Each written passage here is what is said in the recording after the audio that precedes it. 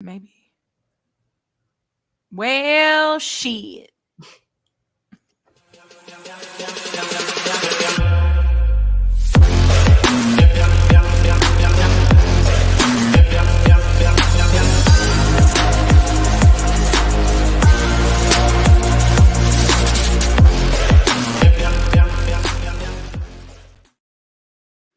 Well. Welcome, everyone, to a coldish, getting colder, clear, wonderful night in Nacogdoches, Texas.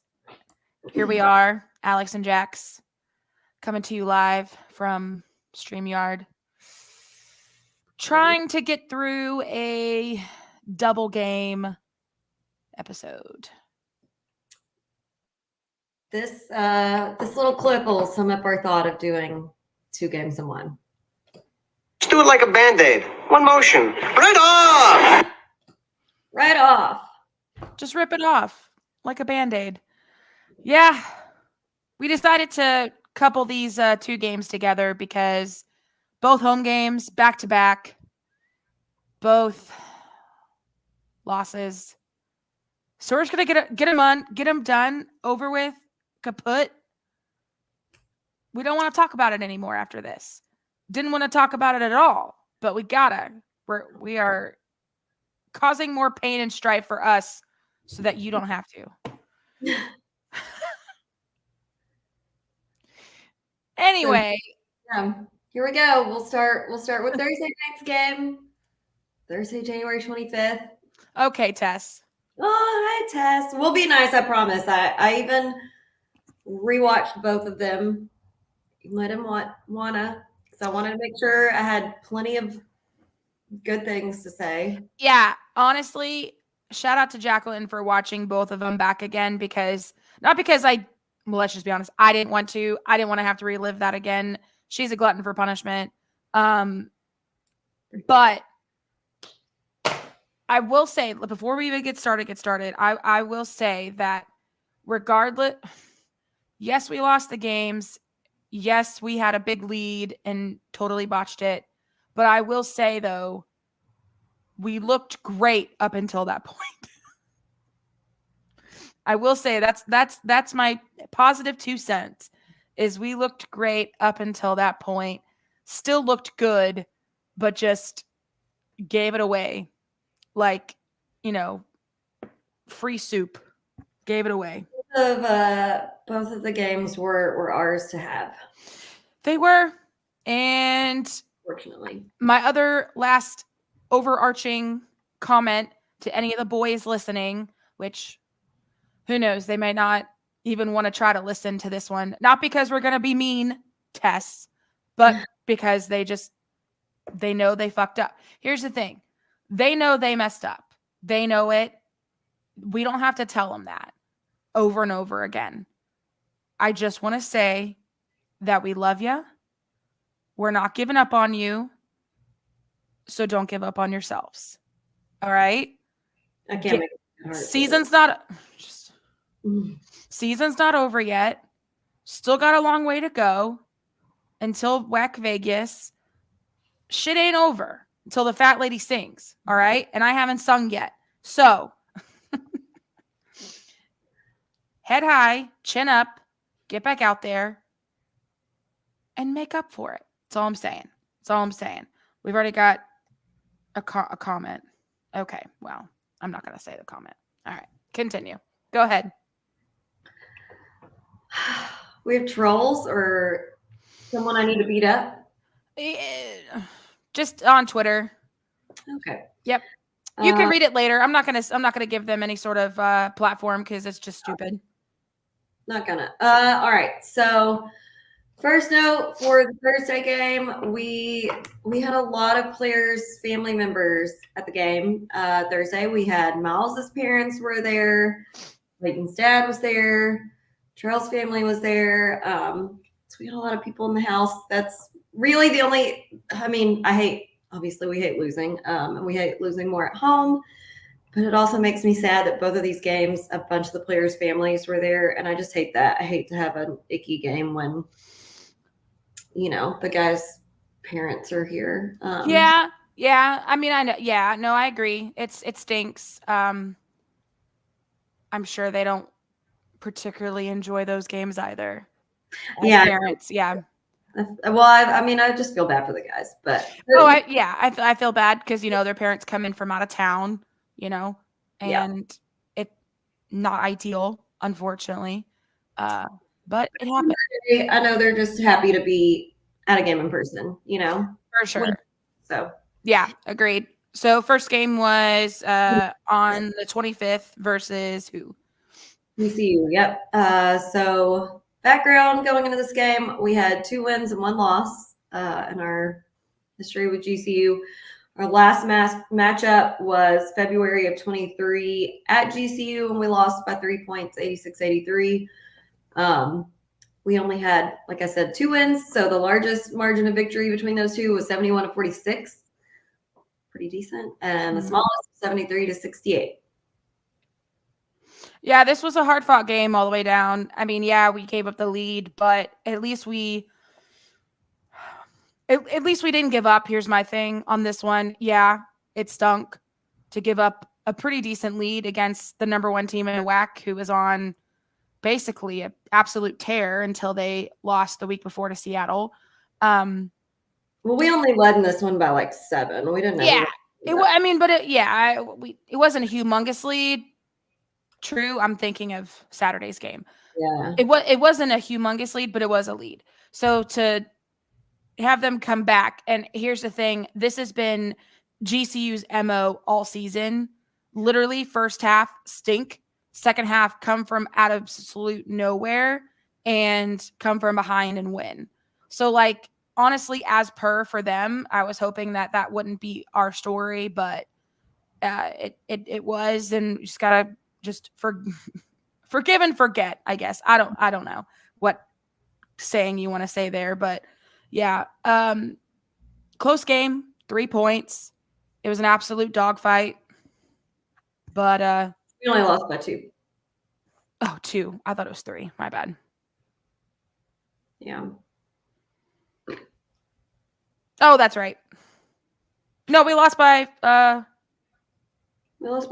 Oh yeah, 2. I can't do math, Jacqueline. You know that. Jesus. I'm looking at the wrong game stat. My bad. Okay, continue. We'll wait and do the WAC standings and the resume seating after the other one. We don't do the resume seatings up to date with our most recent game, but is what it is. So, All right. Starters for this game, we had AJ, Nana, Jelani, Matt, and Trell. We did, in fact, lose, like I said, 53-51. The attendance was 3,649, so fairly decent attendance. Sean Kennedy's stat section. We had the score was tied 8 times. The lead changed twice. Our field goal percentage was pretty paltry, but better than theirs at 33.9%. Theirs was 30.6. True. Our 3-point percentage, terrible, 15.8. Our free throw percentage was good, 76.9. I mean, if you look at those 3 stats, really, we're not that far off from them on any of them. I was going to say that GCU's 3-point percentage, it was obviously a little bit better, but not by a lot. I mean, their 3-point percentage was actually not probably one of their best either. Yeah. Points in the paint, low for us this game with 28. Points off turnovers, we had 13. Second chance points, 10. Fast break points, we only had 2. Bench points, we had 24. We did have 36 rebounds. They out-rebounded us by 3. We had 13 offensive boards and 23 defensive boards. We had 18 fouls, 14 turnovers. They had 16 turnovers. That's probably one of our better turnover numbers, honestly. Yeah, one of the lowest, not the lowest, but definitely one of the lowest. Steals, we had 4. Blocks, we had 3. Our top 2 game leaders, we had Trell led the way on points with 14 points, 5 assists, and 2 rebounds. And then we had Jalil with a double-double. He had 11 points, 11 rebounds, 2 assists, 1 block. Frickin' Leo.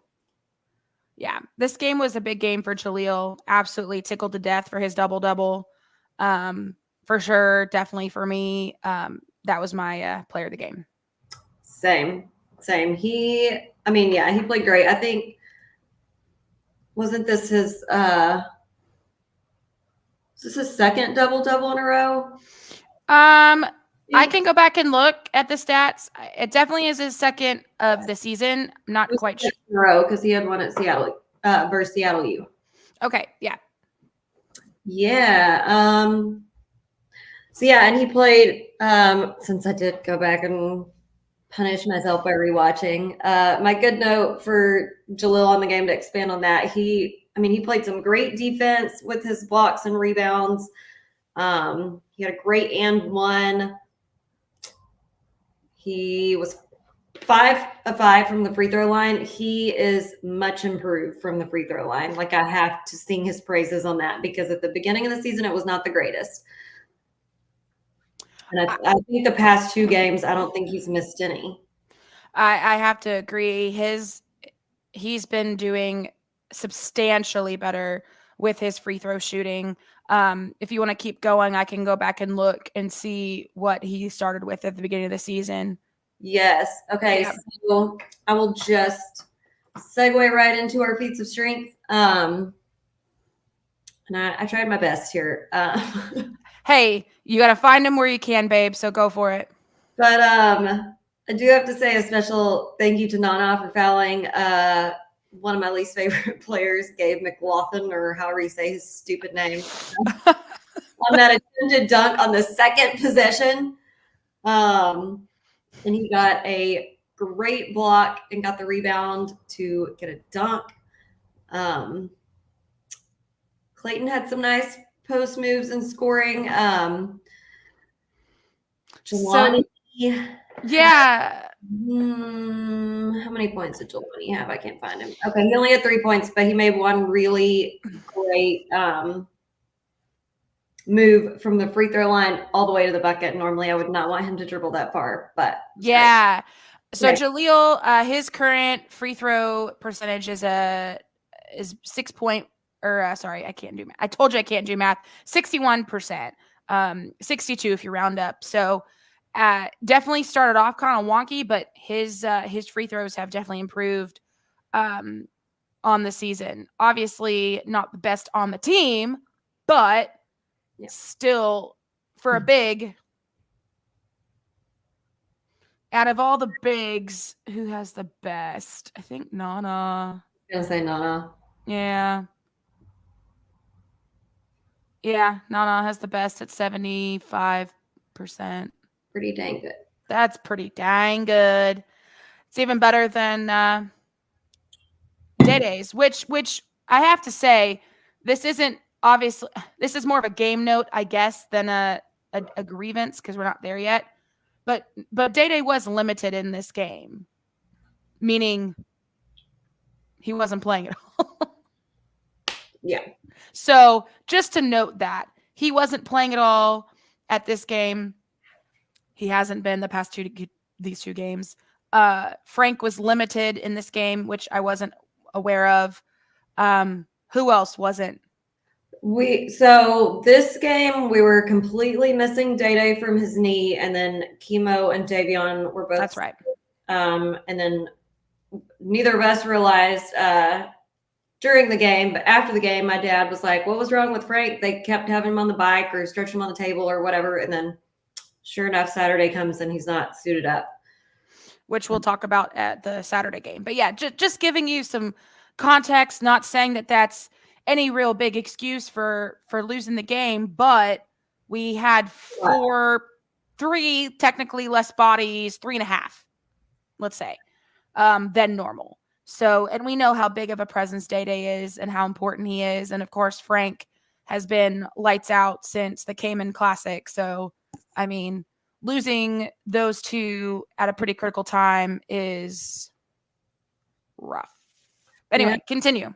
And without chemo, we don't have much of a break for AJ at the point. Oh, yeah. Also a good point. Exactly. Because then you're having to use Trell as the backup point guard, and that's not necessarily his natural role at all. So again, he's having to kind of do double duty too. So anyway, continue with the good stuff. CC had a great drive to the bucket that was noteworthy enough for me to add.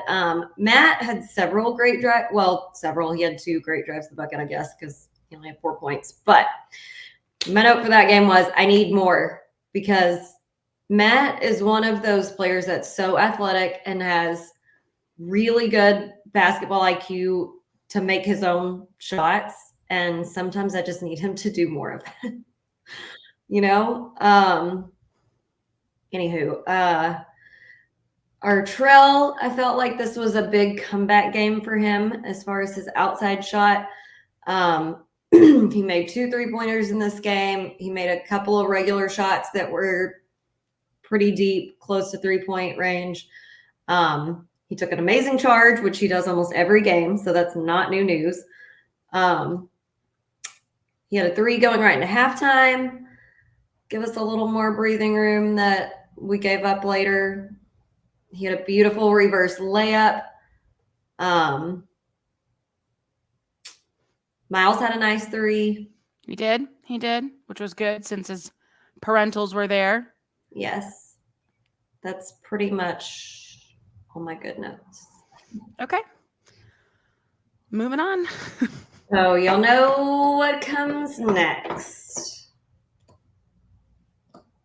With the airing of grievances. I got a lot of problems with you people. Now you're going to hear about it. You. Oh, where do we begin?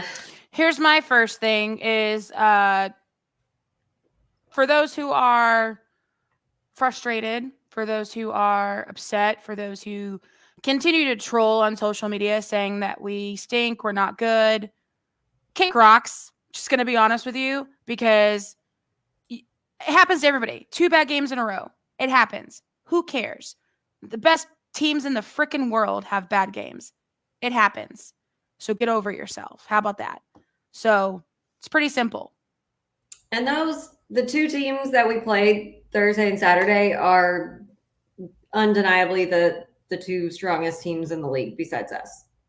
Exactly. So it's going to happen, especially when we have players on the bench who normally suit up, when we're losing guys, when, again, not going to blame this on the refs. I know a lot of people have been blaming the refs. I mean, yeah, there were some shoddy missed calls, which we'll talk about them here in the grievances in both games. But at the end of the day, we can't put ourselves in the position to blame the refs every game. That's just a fact. And we know that. They know that. The boys know that. The team knows that. The coaches know that. At the end of the day, you just don't put yourself in that position to blame the refs. Just full stop. But at the same time, it does suck when calls don't go our way, especially when they're blatant in front of your face. Yeah. It happens to everybody. So, again, get over yourself. And if you don't like it, if you don't like what we got to say, if you don't agree with us, that's fine. Kick rocks. Take a long walk off a short pier. The end. Bye-bye. Because we're going to ride or die for the team no matter what, win or lose. I don't care if we go and whatever the rest of the season. I mean, I do. But at the same time, still going to cheer for them. I'm still going to go to the games. I'm still going to root for the Jacks. I'm still going to give those boys a hug after every game. Yep. I don't give a shit at the end of the day. Because guess what? There are things bigger than college basketball. So, again, kick rocks. Moving on. I agree. Could not agree more. All right. Let's I'll make it fast. I promise you guys. Band-Aid. We got too late of a start on scoring in this game. Sure did. Which has been, I think, it's been one of our issues all season. It's been one of our issues, but my gosh, and we said it in all those other games. When it comes to games like this, you start off slow on scoring, you are shooting yourself right in the foot, and it's just going to be so much harder. Especially versus a team like this. Exactly. What's frustrating is that we clawed our way all the way back up, but we just I mean, we gave it away. It was on us. Yeah. Start scoring too late. We did have a 7-point lead. That didn't last long. We let them have lots of second and third chance points. Mm-hmm. We had multiple either shot clock violations or like a Hail Mary shot right at the buzzer because we didn't have anything. And we just can't do that against teams like this.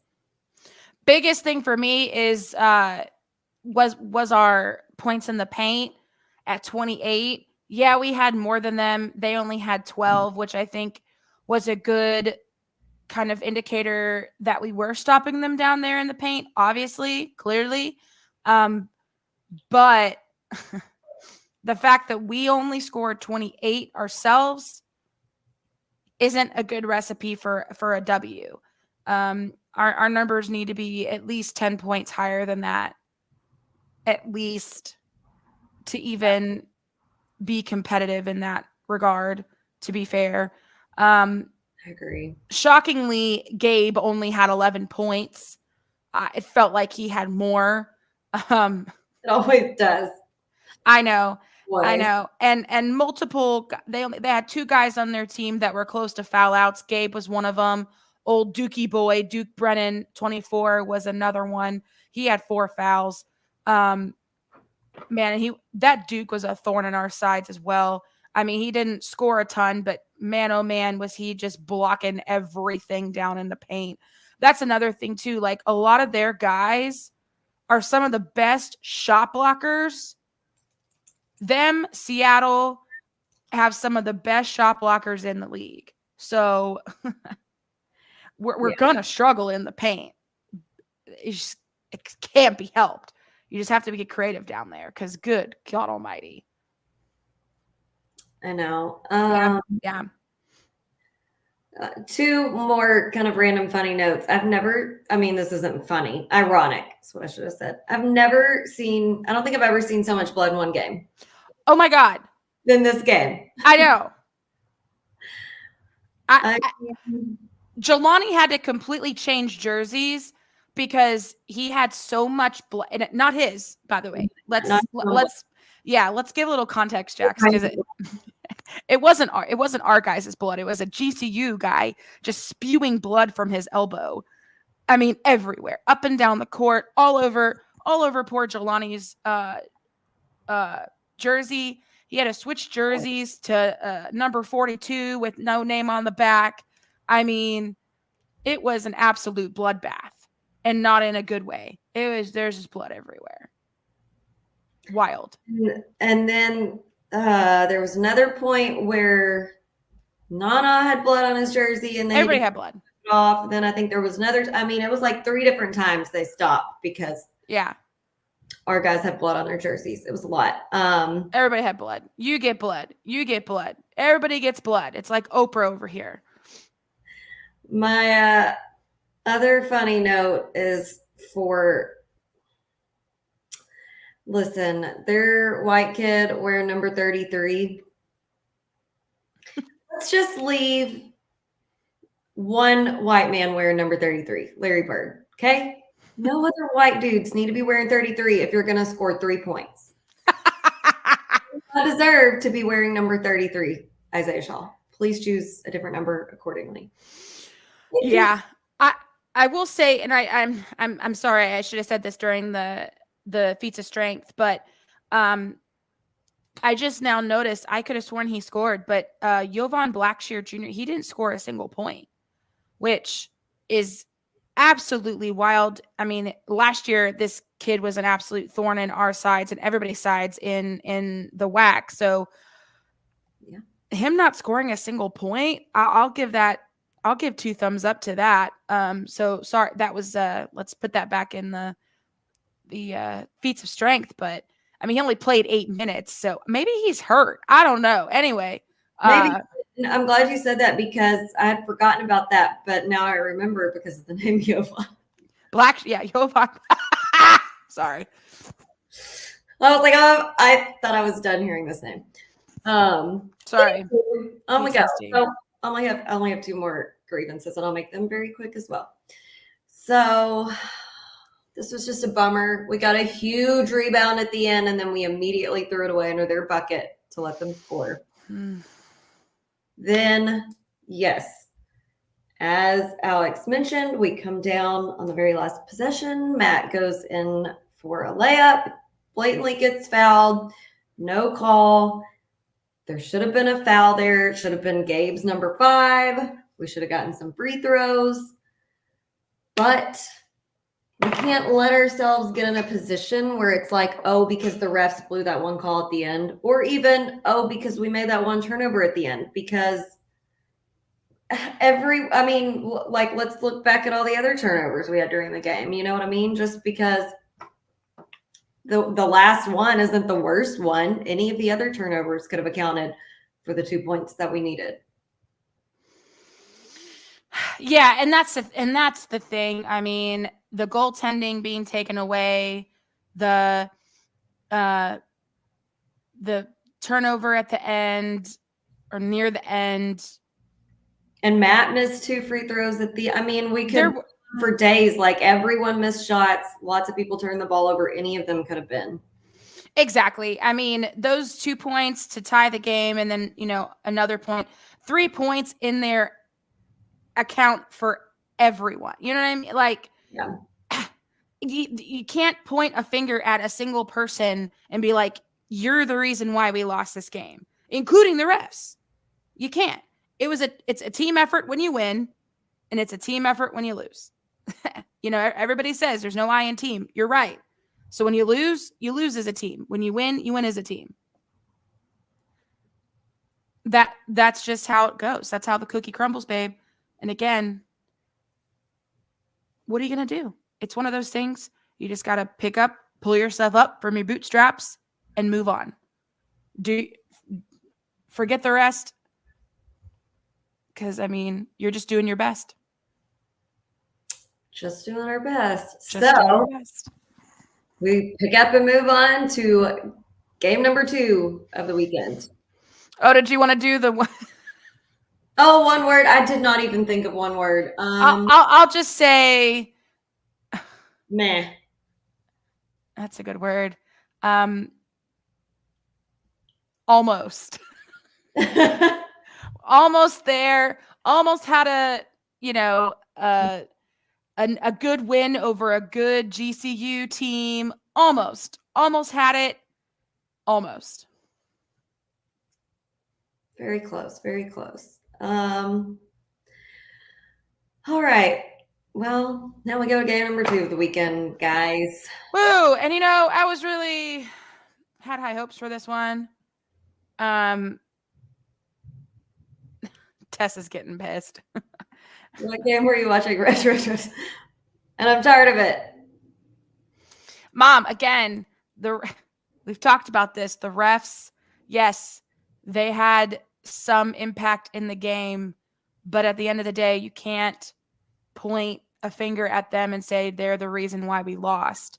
There's many reasons why. Missing shots left and right, turnovers, easy shots like free throw, they pile up. No, like my old coach used to say, every mistake on its own is a small mistake, but they all pile up to one big pile of shit. Bingo. East Texas coaching for you. Pretty much. All right. So moving on to that's spot on. Saturday's game, January 27th at William R. Johnson versus California Baptist. This is Jelani's old school. So again, I feel bad. We wanted Frank to get the win against his old school. We wanted Jelani to get the win against his old school. Spoiler alert, we didn't get the win. But we had a very lovely time before this game. So let's talk about that first. We did. We had a great day prior. Alumni tailgate. like I had mentioned, a bunch of the players' family members were at the game Thursday night, and they were all still there Saturday. So we had Miles's parents, Trell's family, Clayton's dad was still there. Clayton's mom came on Saturday. And then while we're at tailgate, we get the surprise of Jelani's parents and sister coming. His lovely fiance, Savannah, who we love, arranged it. It was a surprise. He had no idea they were coming. And it was the cutest thing in the world, I swear. So first of all, the sweetest, cutest parents Jelani Stone has. I mean, we already love his girl. I mean, no surprise. No surprise there at all. I mean, we already love his girl Savannah. I mean, she's the sweetest girl. And then you add in the mix his mom, dad, and little sister, the cutest little family, so sweet.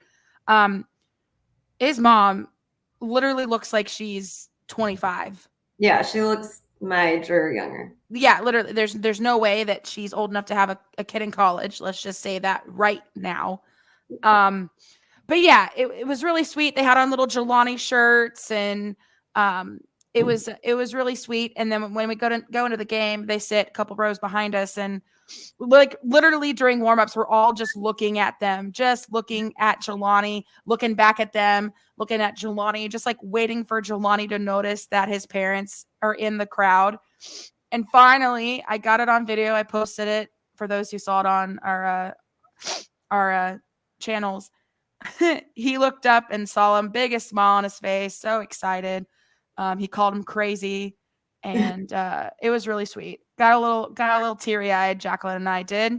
Yeah, and if y'all watch the reel, you'll understand what Alex meant about us looking back and forth, because you could hear me constant stream of, oh, I wonder if he sees us. Like you can hear me chattering in the background about his parents, trying to see the moment when he noticed they were there. Yeah. Like, oh, has he seen him yet? Oh, I don't know. Has he seen you yet? No, like just trying to stay up with it and make sure that we don't miss it, because it was a cute little moment. And you know, nobody can tell Jacqueline and I that we're devoid of feeling, because we both shed a little bit of a tear on that one because it was so sweet. But boom jaboom, yay! Let's go.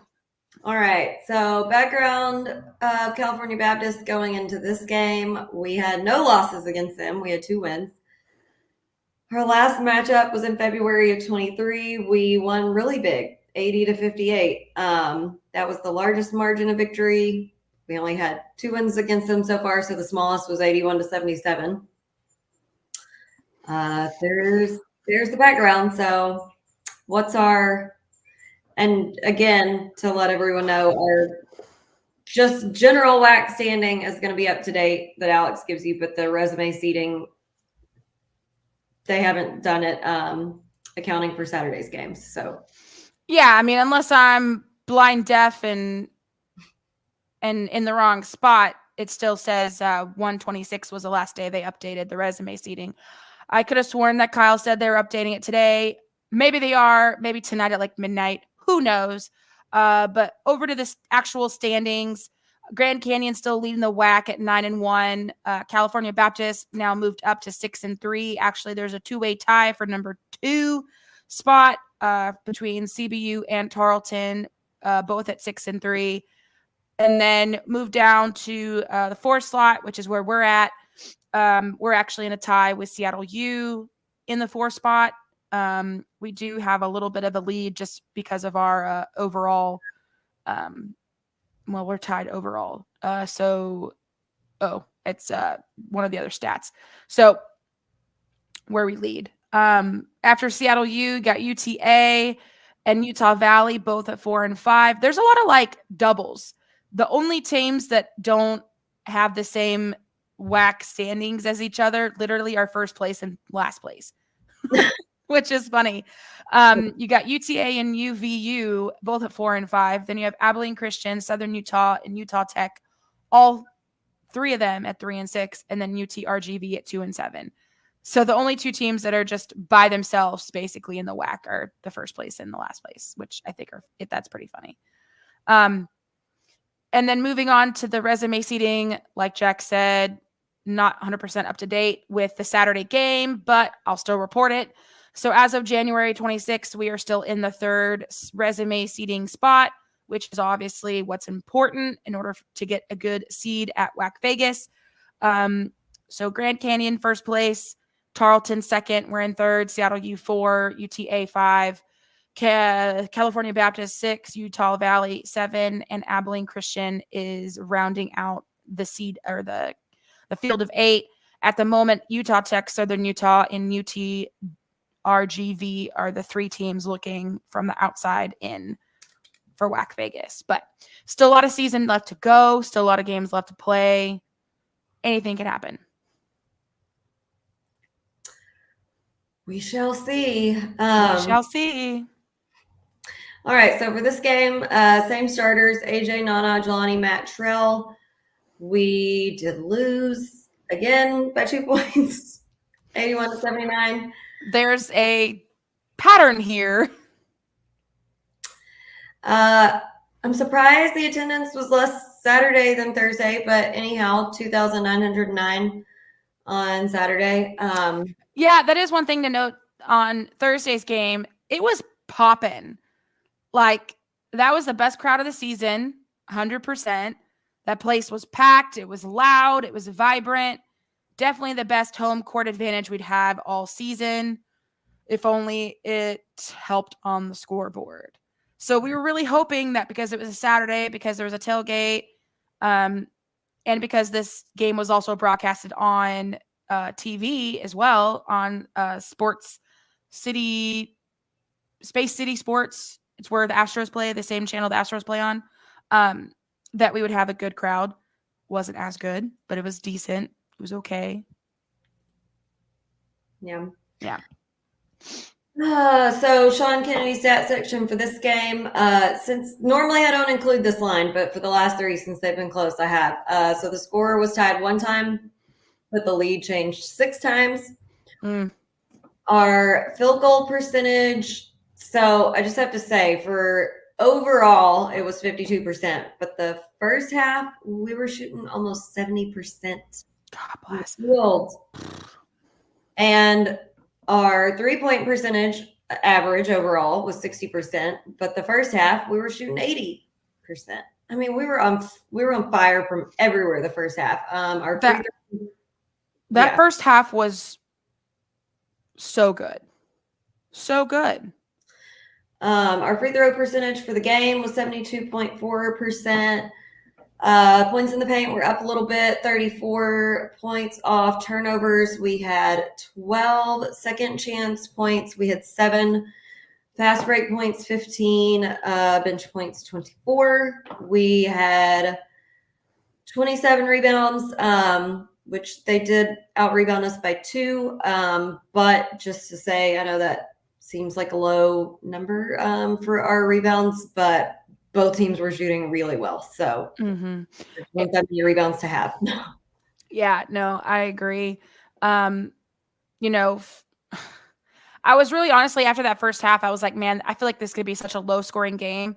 But second half, both teams still came out and scored a lot, more than I thought, honestly. Yeah, it was a game. It was a game, but who you saying? Let's hear it. Oh, I'm not. I still have more. Oh, I thought you were done. My bad. Oh, no. I blacked out. So we had 6 offensive boards and 21 defensive boards out of those 27 rebounds. We had 17 fouls, and we had 13 turnovers. They had 14, so pretty evenly matched there. We had 5 steals and 4 blocks. The game leaders. So at high point, we had Trell with 23 points, 2 rebounds, 2 steals, 1 block, 1 assist. So he had something in every column, and he was perfect from the 3-point line, 5 of 5. We had AJ with 16 points, 6 assists, 3 rebounds. He was 9 of 10 from free throw line. Then we have Matt with 14 points, 3 rebounds, 1 block, 1 steal. I think Alex and I were on the same page. Player of the game this game, Trell all the way. he came out with the 3-point back on track. Absolutely. My bad. I legit thought you had already gone through that. I was No. like, I blacked out. I guess I was having PTSD back to the game. Yeah, Trell was I was so happy to see him back on his game with the 3-pointer. Obviously, we know he contributes in other areas when the 3 isn't on it. But I just know he was getting frustrated with himself with the lack of 3 ball that he had been producing, or not producing rather. So to see him hit not 1, not 2, how many did he hit?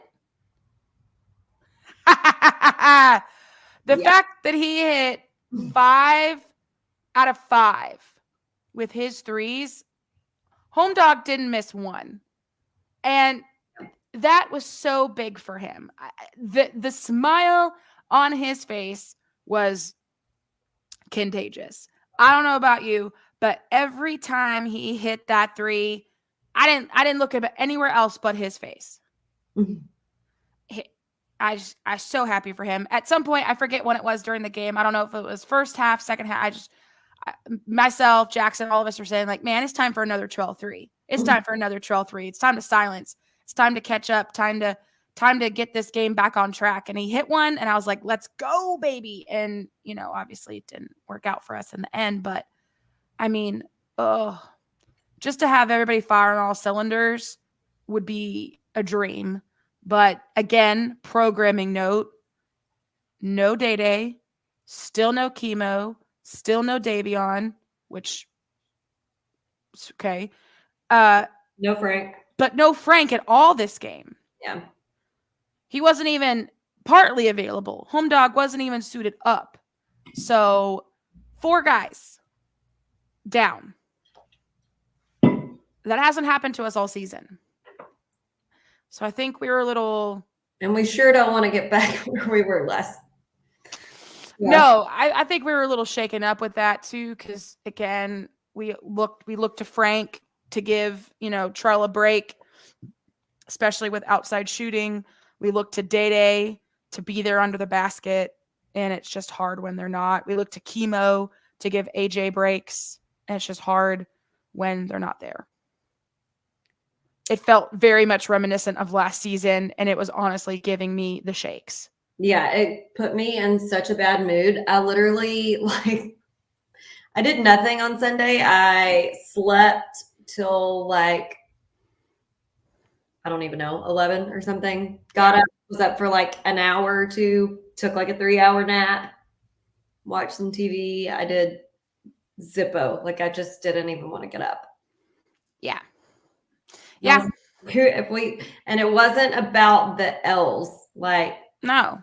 Losing, but it was worrying that we're going to get back in a position of having so many dudes injured that it's yeah, putting yourself at a disadvantage. Yeah. I'm with you. I'm with you too. Obviously the losses from both these games stink. They suck. We all know that. It gets us all frustrated. It gets us all antsy in our pantsy. But I think what Jacqueline said is spot on. I think I'm more anxious and more antsy just about the health of the team. Yeah. Because even during this game, CC had a little injury. Well, he fell twice, and we were AJ fell a couple times, and AJ didn't even come over and give hug.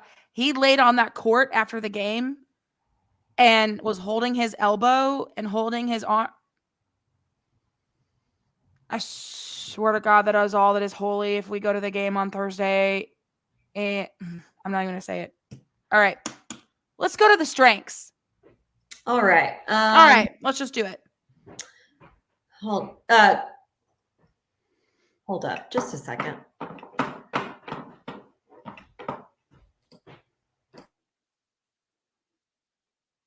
What happened?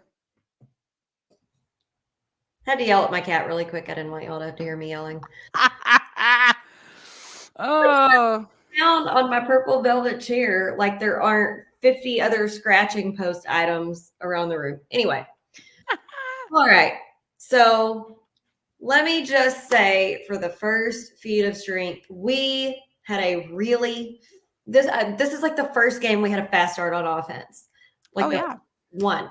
We had Jelani made a great move on the first offensive possession to score. We had Trell with the early 3. Matt was making like back-to-back drives to the bucket. Mm-hmm. Our start on offense, we started off 7 of 7. Mm-hmm. We've been wishing for this all season. All season. When I saw the fast start, I got so pumped. I was like, here we go. Here we go. We've been wanting a fast start. We've been wanting to come out at the tip and just literally foot on gas all game long. And I mean, we know how it ended, but still, like, that first half was so good. I know. So good. We had several quick steals. Clayton had a nice little putback. Jalil played another great game. He had a nice block. Like I said on the last one, much improved on free throws. Mm-hmm. Funny note, the whole first half, and because he was playing great, so like they were saying his name a lot. Obviously, these two announcers from whatever channel was doing this game. Mm-hmm. I guess, obviously they're not out of Houston, the two announcers they had, because they clearly had no experience with any sort of Cajun name because they could not pronounce Beaubrun. They kept saying Balbrun multiple times. And I'm like, have you never seen the Cajun EAU? It's I oh, guess not. not Do bad. you, since I didn't rewatch these, do you recall the names of the announcers? No, I'd have to look back. Okay. I know obviously it was from Space City Sports, so I'm hoping it wasn't the people who do it for the Astros, because that would be wild. I'd have to go back and watch it and just see the beginning. I'll check back after this and tell you. Okay. Obviously, someone corrected them at halftime, or they heard Danny saying it correctly. I don't know. Okay. CC had an excellent block. The only other person to make a 3-pointer this game, besides Trails 5, was AJ, and man, he had a quick trigger on that 3. He did. Nice. CC also had a great drive for an and 1. Jalil made a great play towards the very end of this game. We had like a botched rebound attempt, and he went out of bounds and threw it against.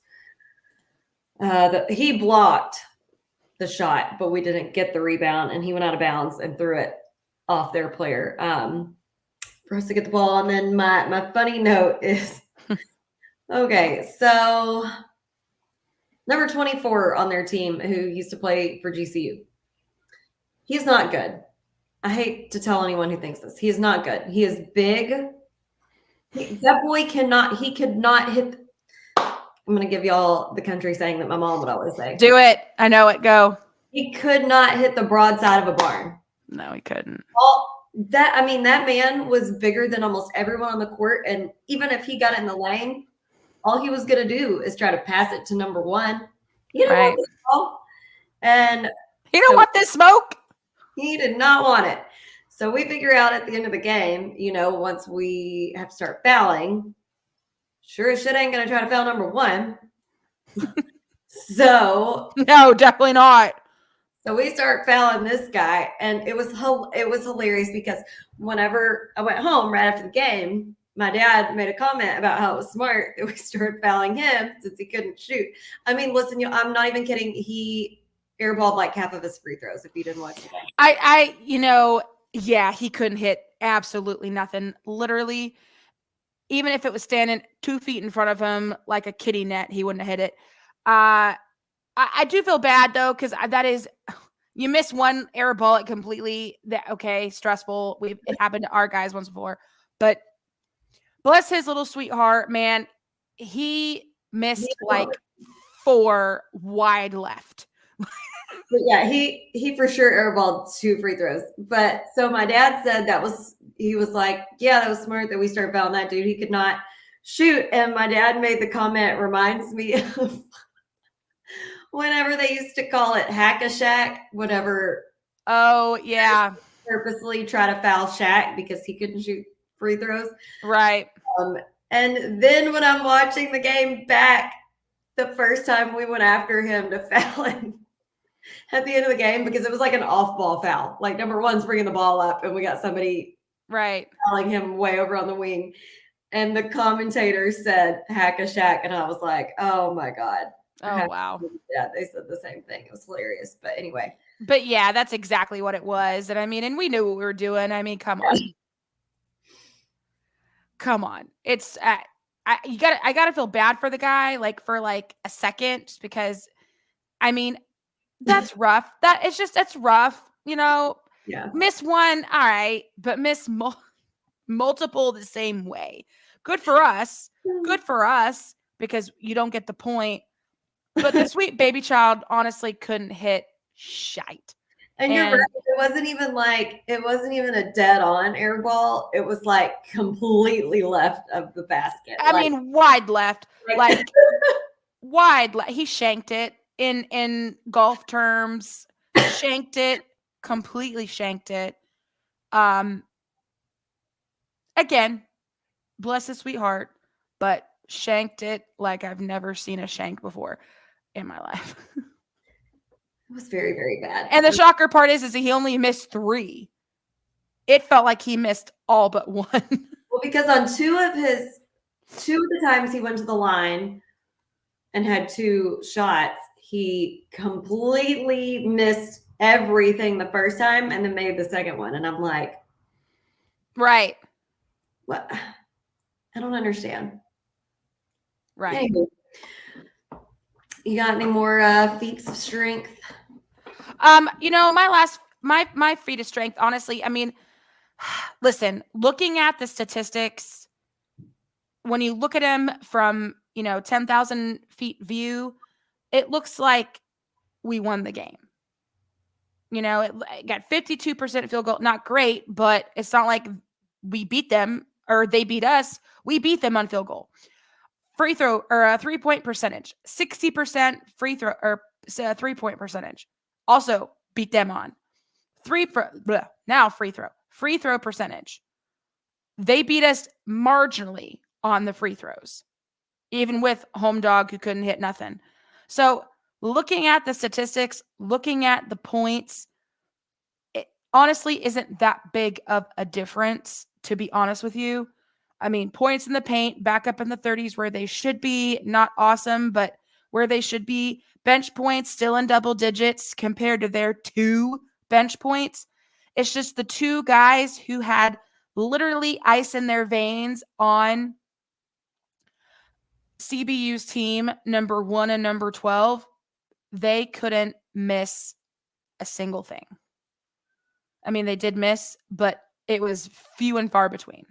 So when you're hot, you're hot. What are you going to do? What are you going to do? But looking at the statistics, it was a better game statistically. Are you there or are you frozen? Did you die? She just texted me. Yeah, she froze. Oh, God. She'll be back in a second. But yeah, looking at the statistics, it was it was a better played game than the night before. Let's just say that.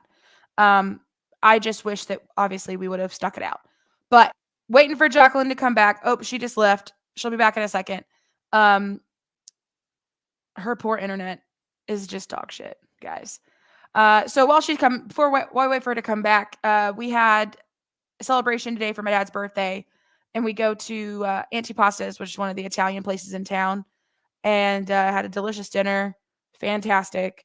I'm not even kidding. 3 seconds in, immediately spilled shit all down my shirt. Just all down my shirt. Literally can't take me anywhere. Not a single place.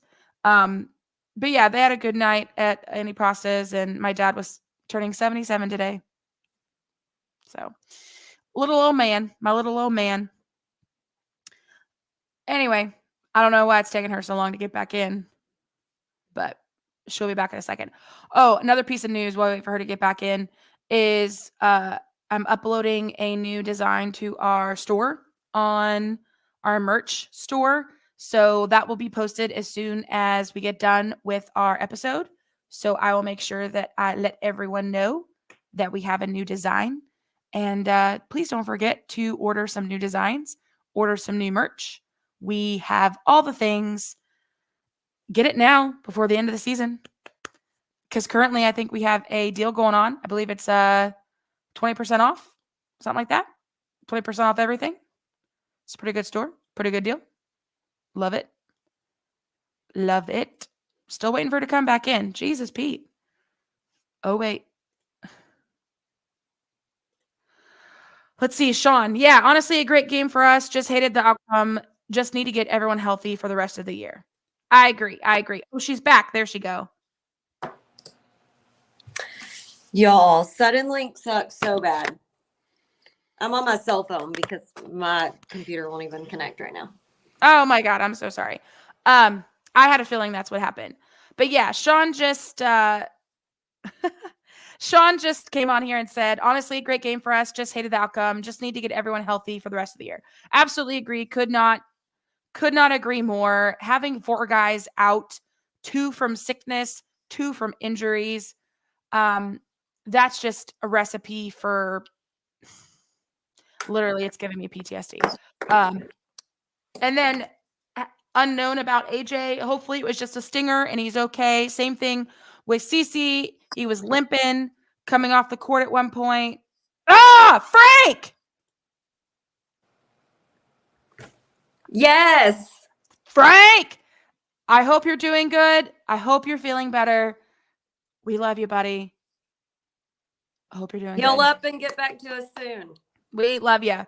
Oh, and the Sawmill's listening and watching. Hurry up and order, everyone. Thank you for telling people to order our merch. We love it. Love it. Dang it, Frank. So happy that you're feeling better. The return is upon. Absolutely. We haven't given up. Don't worry. We're still here. We are still here. All right. So now that Jacqueline's back, because her stupid internet's the worst.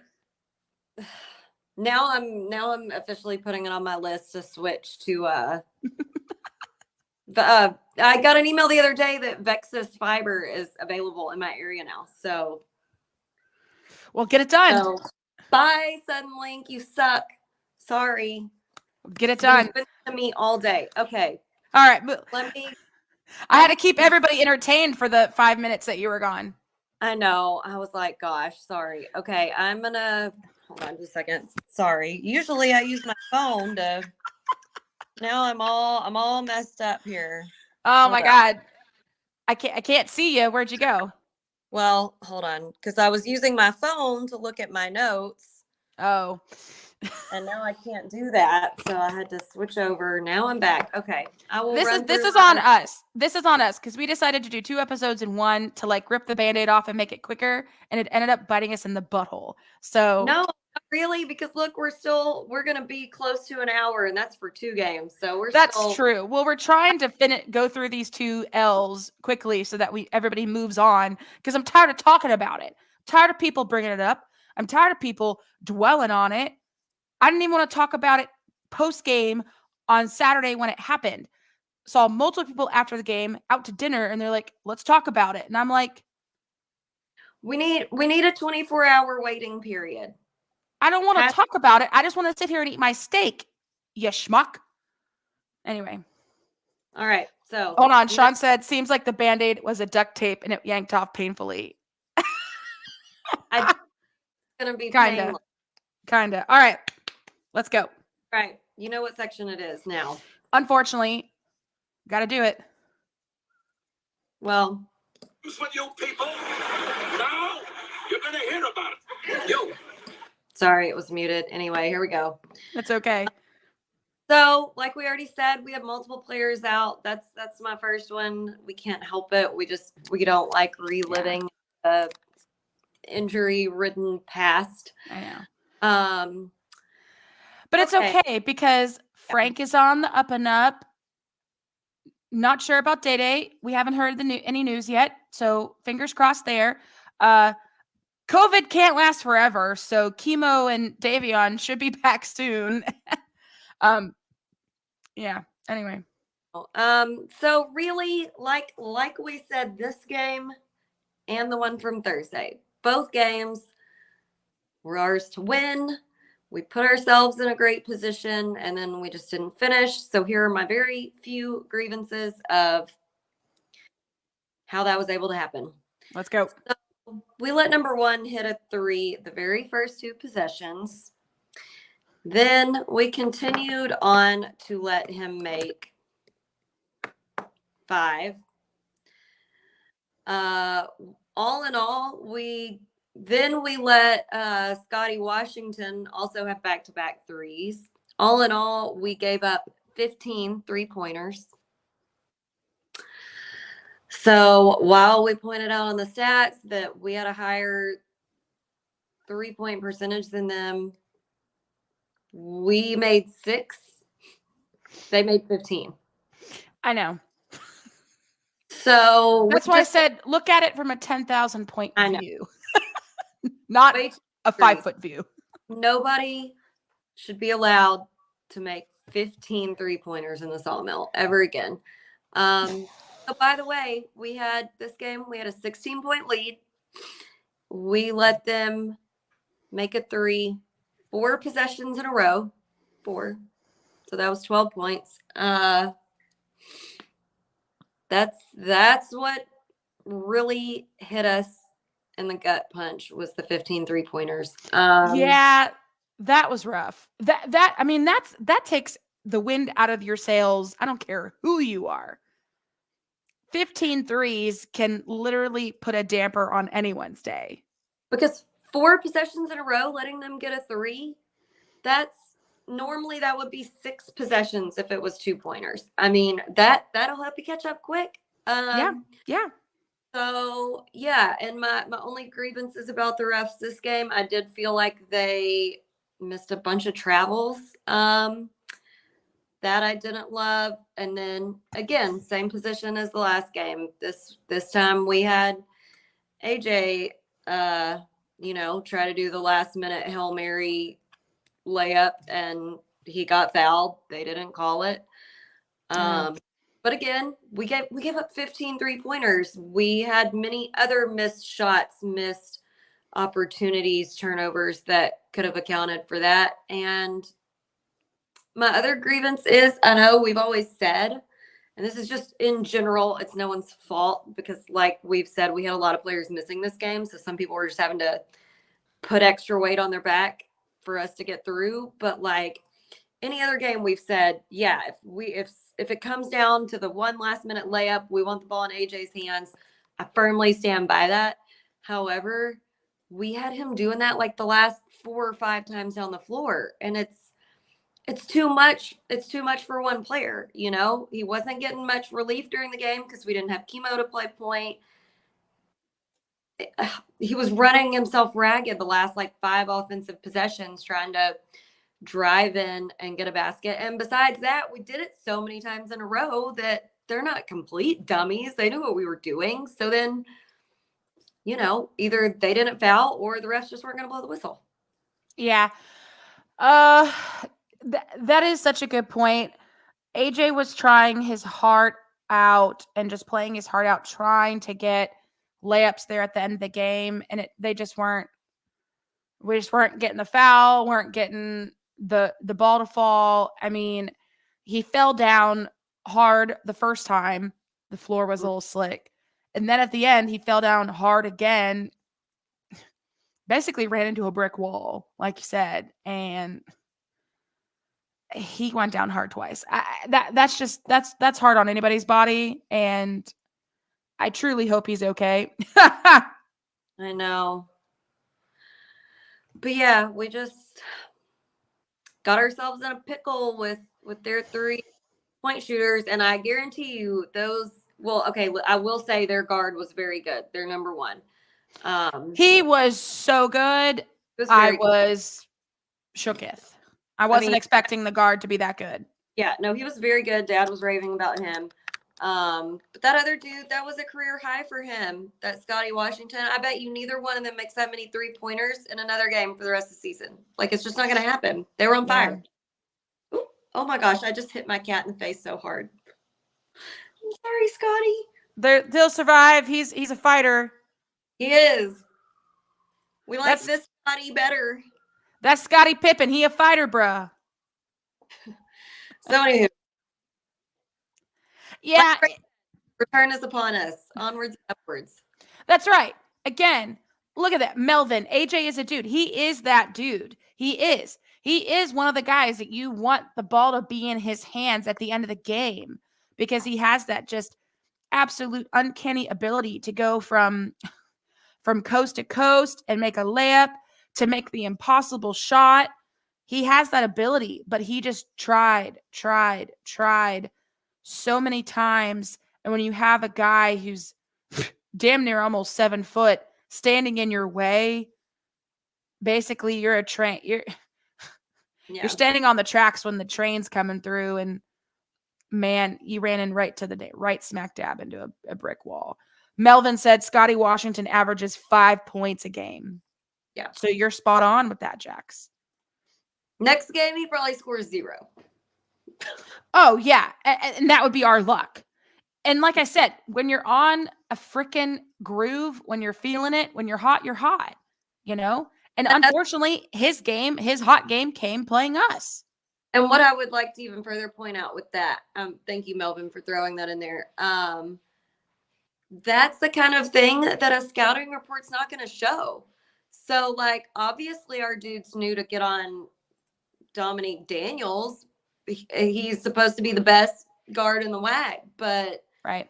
Sorry to Mr. Washington, like, we weren't coming for you. We didn't think, like, all the research didn't show that. Right. Then he got hot and made like 3 in a row. So what do you do? Exactly. Again, what do you do? That's just like, you know, any one of our guys who are not typically a starter, any one of those guys can get hot out of nowhere, and that doesn't show up on the scouting report. So it can happen to anybody. I'm sorry. Like, everybody that's still so riled up about these games saying, oh, that's it, our season's done. Like, I've seen literally, and all comments have run the freaking gamut. And I'm about tired of it. All the fair weather fans, all the people who literally armchair supporters kick rocks. I'm sorry. Like, enough is enough. Either you ride or die or you kick rocks. And if you don't like it, don't watch it. Don't comment on it. We already don't have a crowd. I mean, what's one less person there? I mean, what's that going to do? We won't notice you're gone. Exactly. Important to note, the WAC is much, much better than the SLC. These things will happen. Austin's so right. He also said, no reason to panic. Thank you very much. Everybody and their mama on social media is panicking. Everybody and their mama. Everybody. The season's over. We suck again. We suck. My God.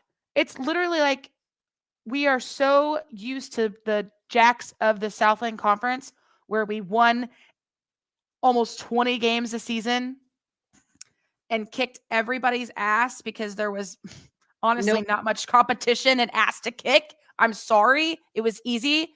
No shade to the Southland Conference, but like, sorry. Not sorry. So then we come to the WAC. We come in extremely competitive league,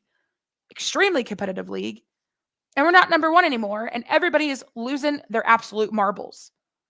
What did you expect that was going to happen? I like to put it, the people who complain the most about that kind of stuff are the ones who know the least about basketball. Very true. And also, yes, Austin, that was definitely shade to the Southland Conference. I was just trying not to get canceled. That's a struggle I go through daily. Southland's cancel us. Yeah, that's true. I don't really give a shit about the Southland Conference. Honestly, they could fall into the Gulf of Mexico for all I care. Such an asshole. But yeah, we know it. The guys know it. You don't need to tell them. They know. They know. They messed up. I mean, even coach said in his post-game presser that some of the guys were in the locker room in tears. Oh, I'm sure. Listen, if anybody was more upset about this game than you at home, it's the guys on the team. So let's not stress out and add more angst. Let's just turn the page, brand new day. It's college basketball. Every game could go one way or the other. It's 50-50 shot. I mean, we beat Duke at home. Exactly. 20 years of them not losing a non-conference game. So anything can happen. Just get on the ride or off. Exactly. That's exactly right. I'm sorry, but just the fact that there were guys in the locker room in tears and crying because they were so upset at themselves. And you know that they put it all on themselves, all on their back, and they think that they've let everybody down, that people are, pissed at them and upset at them. I hate that because that is not where we need to be mentally. Yeah, be pissed, be upset for that moment, for that time, and then literally get back out there and get shit done. Like, that's just what you got to do. It's college basketball. Move on to the next. Boom. Guess what? We're going to play these teams again. Like, we get another shot. Sure do. We get another shot. We can eat. These guys are going to be ready for the second round. I guarantee you that much. Beat them at their house. At this point, I don't give a shit where we win. Win at home, win or away. I don't care. Like, beat them in their house. I want to see them go to the locker room and cry. How about that? How about that now? So, Jacqueline, any more grievances? No. All right, neither do I. Moving on to this word to describe the game. I just put sadness. And for the reasons I just said, I hate hearing that the guys were sad and crying and upset in the locker room. That's what coach said. If you weren't crying, sorry, that's what he said. So I'm not in the locker room, so I don't know what's true and what's not. But just being upset in general, I hate that. Obviously, we were upset after the game.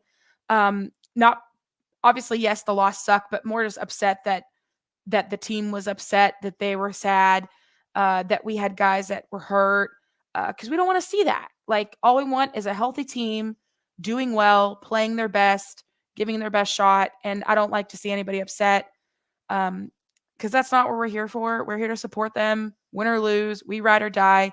Obviously, I mean, that's just, yeah.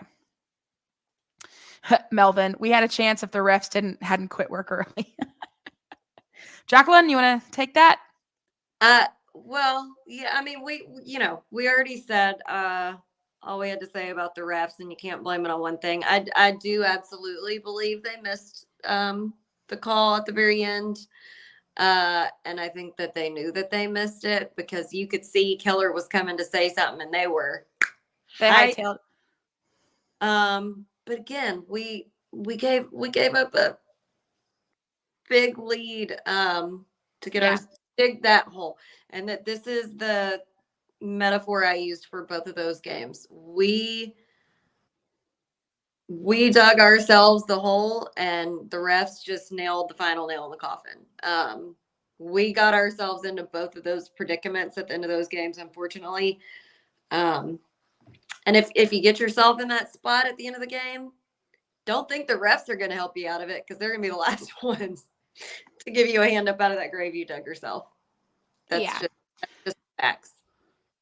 You're right. Yeah. I mean, if we're sitting there waiting on the refs to give us a shot, it's never going to happen. We might as well just continue waiting. It's like literally a snowball's chance in hell that the refs are going to dig us out of any sort of hole. So that's just fact. So yeah, my word was sadness. But it was only for a moment. Like I said, we got to pick ourselves up and move on. So Jacqueline?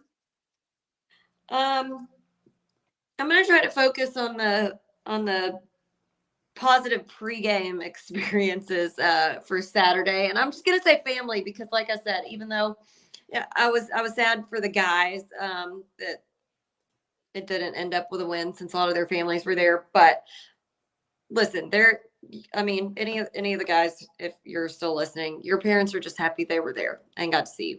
Absolutely. They're not going to be upset. Obviously, they would want the win for you, but as far as they're concerned, they were just happy to see you play. And we were happy to see a bunch of them. Like, we love that we got to know Miles's parents and Clayton's dad and the Caymans, and we got to meet Jelani's parents this game. We were so excited that Savannah set that up and brought them in as a surprise. And like Alex said, the look on Jelani's face, we did almost tear up. I almost teared up. No, we teared up. We teared up.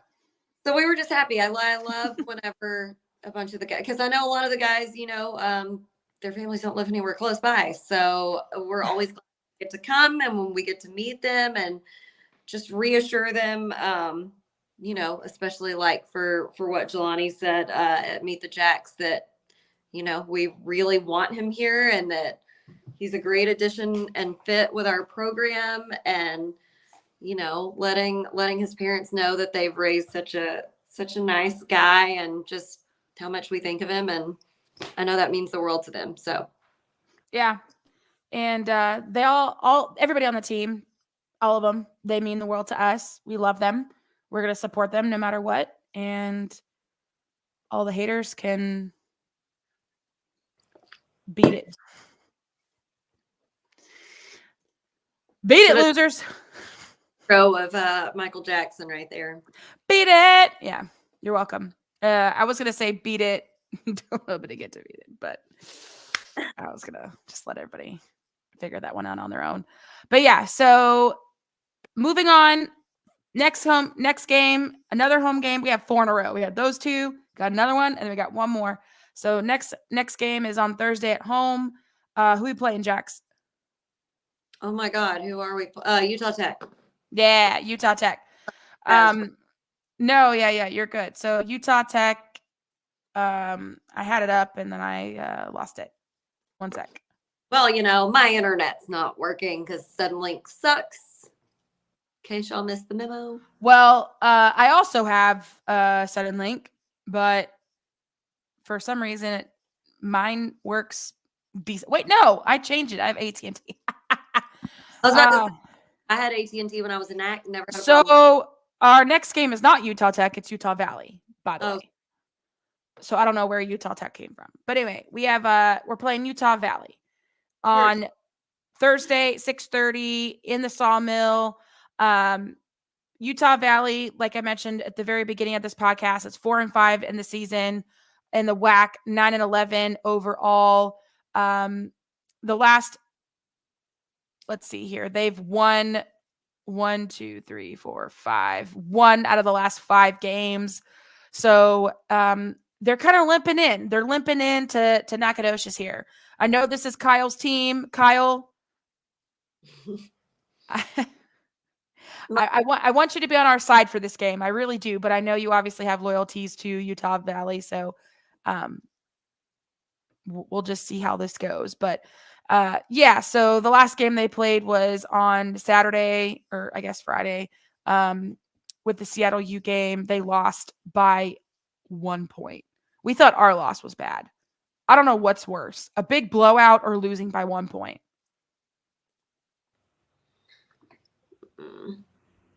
What would you prefer? If you're an athlete, would you rather just get absolutely blown out, or would you rather lose by 1 point?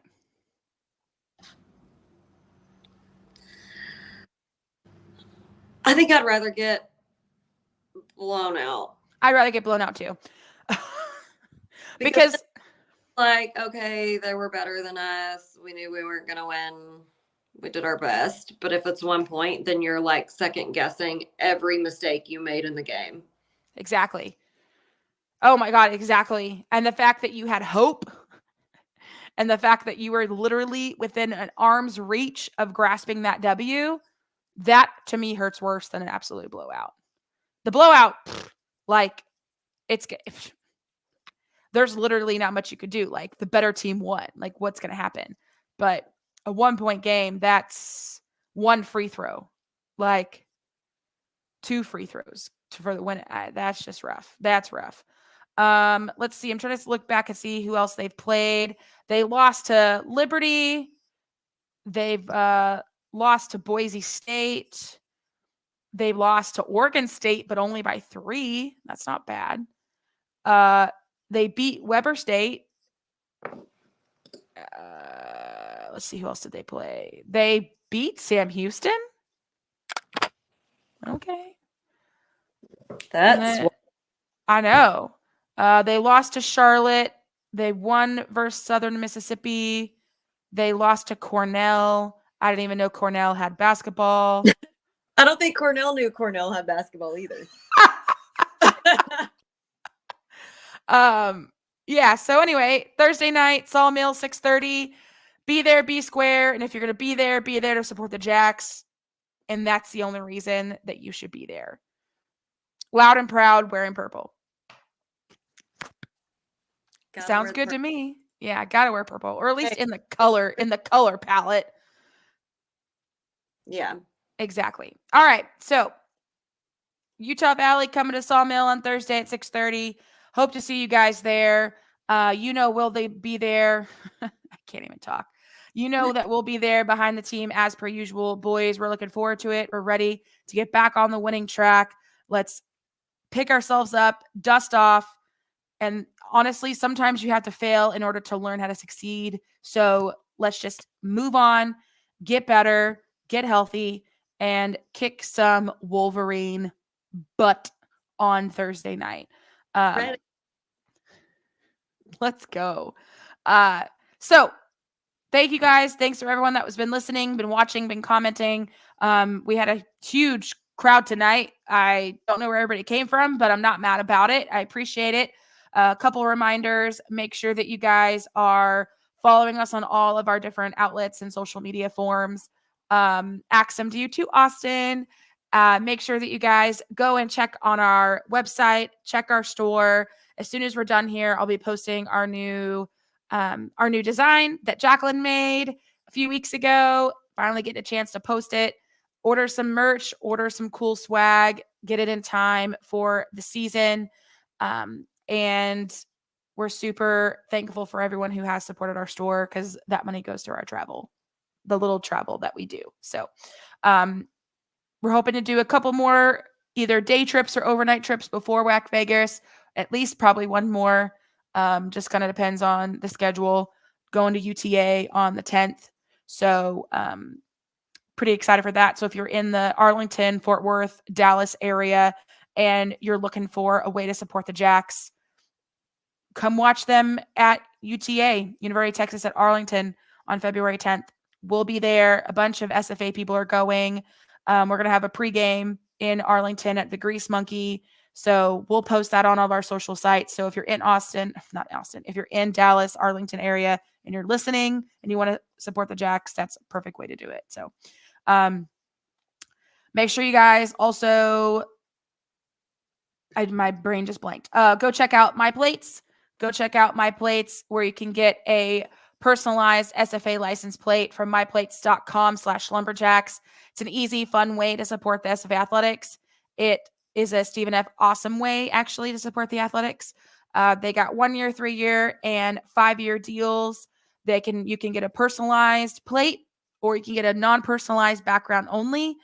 Every time you purchase a My Plate or you renew it, a portion of those proceeds and that money goes back to SFA Athletics.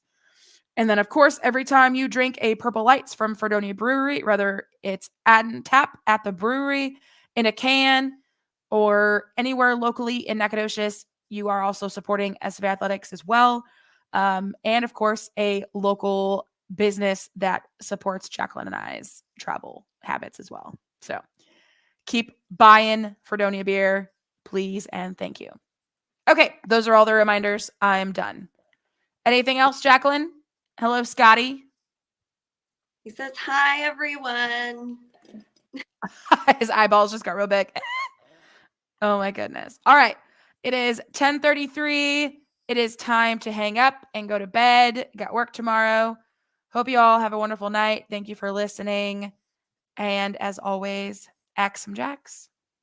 Alex and Jax.